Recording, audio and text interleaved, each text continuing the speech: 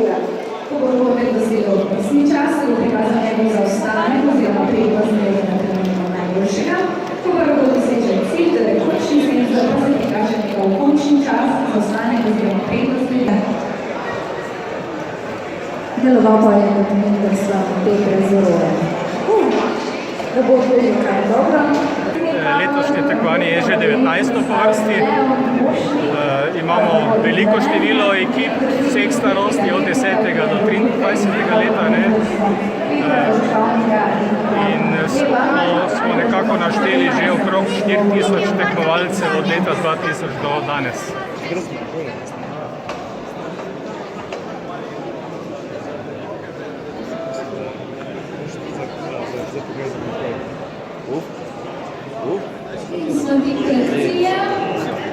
Odlično! Spodbujamo jih v inženirske poklice, torej inženirske veščine z področja elektronike, avtomatike, robotike. Treba je pa čim prej začeti.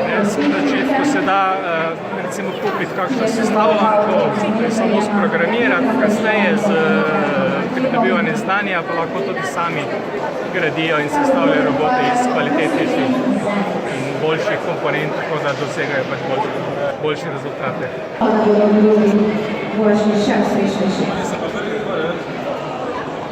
Čez 12 minut natančno nadaljujemo s družbo vožnjo. Hvala.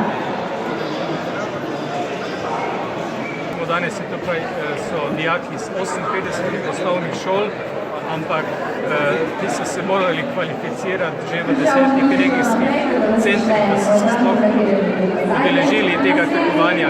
Torej se deluje po naših ocenah tam med 200 in 300 osnovnih šol iz celotne Slovenije in 10 do 15 srednjih šol, tudi splošnih gimnazij.